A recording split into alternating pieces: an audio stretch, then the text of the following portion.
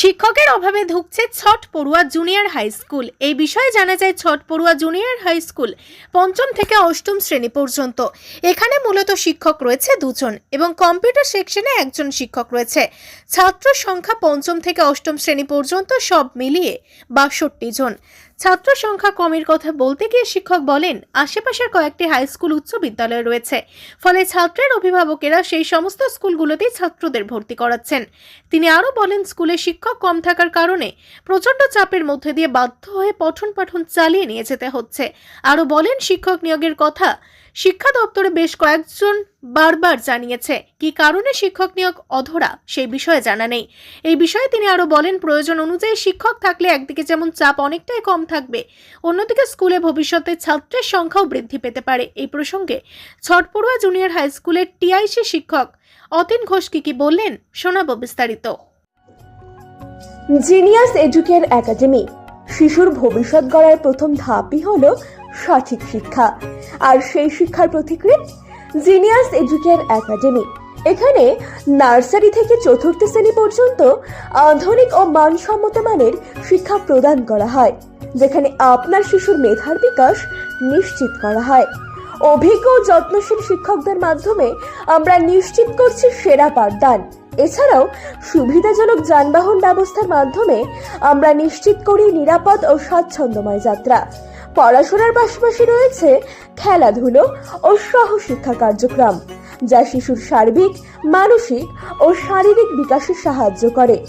আপনার সন্তানের উজ্জ্বল ভবিষ্যতের জন্য আজই ভর্তি করুন জিনিয়াস এডুকেয়ার একাডেমিতে। যোগাযোগ করুন 919563630109 এই নম্বরে। আমাদের ঠিকানা ঘুরডাঙ্গা, রায়গঞ্জ, উত্তর দিনাজপুর। জিনিয়াস এডুকেয়ার একাডেমি, জ্ঞানের আলোয় উজ্জ্বল ভবিষ্যৎ।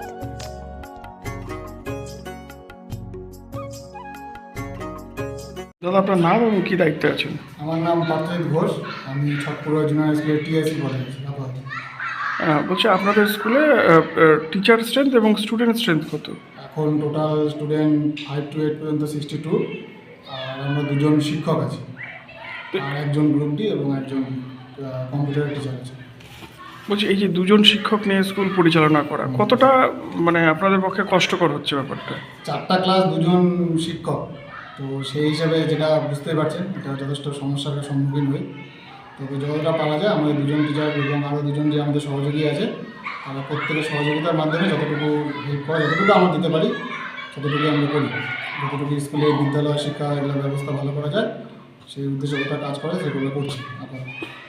বলছি, আপনাদের স্কুলের সঙ্গে দেখা যাচ্ছে একটা অঙ্গনওয়াড়ি এবং একটা প্রাইমারি স্কুলও আছে, তারপরেও আপনাদের স্টুডেন্ট সংখ্যাও কম, কি কারণ?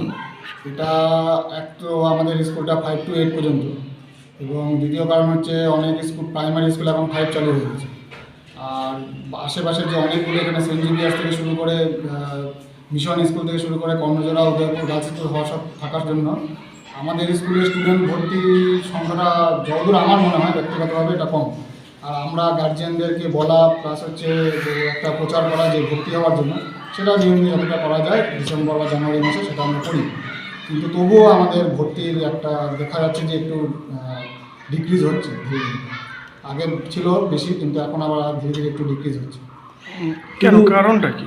কারণটা এটাই যে আমার স্কুলটা 5 to 8 পর্যন্ত, তো সেটাই মূল হয়তো কারণ। গার্জিয়ানরা ভাবছে যে একটা হাই স্কুলে পড়লে 5 to 12 পর্যন্ত পাস করে যাবে, সেক্ষেত্রে একটা জুনিয়র স্কুলের তুলনায় তারা হয়তো তাকেই প্রেফার করছে। কিন্তু শিক্ষকের সংখ্যা যে কম, হ্যাঁ, কেন, কি বলবেন? শিক্ষক আমাদের একজন মানে হিসাব অনুযায়ী আমাদের একজন সায়েন্সের টিচার ঘাটতি আছে, তো সেটা দেওয়া না দেওয়া সম্পূর্ণভাবে আমাদের শিক্ষা দপ্তরের উপরে। তারা যখন দেবে সেই হিসাবে আমাদের কাজ করতে হবে। বাদবাকি আমরা দুজন বর্তমান যে শিক্ষক দুজন আছি, তারা আমাদের যতটুকু করা যায় সেটুকু করছে। কিন্তু এই অসুবিধার কথা আপনারা কি জানিয়েছেন? হ্যাঁ, আমরা যেটা আমাদের নিয়ম অনুযায়ী শিক্ষা দপ্তরকে, ডিআই সাহেবকে সেই মারফত জানিয়েছি, যে প্রতিনিয়ত অনুসারে যোগাযোগ করছি। ওনারা বলছেন যতটুকু ওনাদের ইয়েতে আছে তারা সেই হিসাবে আমাদেরকে দেবে। কিন্তু এমনটা চলতে থাকাও তো দেখছি সেই তিমিরেই এগোচ্ছে, কি বলবেন? সেই বিষয়ে আমি তো বললাম কিছুক্ষণ আগে আমার সমস্যাগুলো। তো এখন আগামী দিনে আমার স্কুল যাতে আরও উন্নতি করে এবং স্টুডেন্ট যাতে বৃদ্ধি পায়, যেটা বাড়ছিল হঠাৎ করে কমলো, আরও যেন বৃদ্ধি পায় সেই চেষ্টা আমি করবো। আর বাদবাকি যেগুলো যে আনুষঙ্গিক যে বিষয়গুলো আপনি বললেন সেগুলো সম্পূর্ণভাবেই প্রশাসনিক বিষয়। তো ওনারা এখন শিক্ষক আমাদের কীভাবে দিবেন না দিবেন বা আমাদের পরিস্থিতি কীভাবে পরিচালনা করবে সে তাদের উপর। এবার আমরা আমাদের তরফ থেকে যতটা ঐকান্তিকভাবে যে চেষ্টা করা সেটা করছি। রায়গঞ্জ থেকে শান্তনু চক্রবর্তী এবং প্রণব কুমার দেবনাথের রিপোর্ট আর বঙ্গ সংবাদ।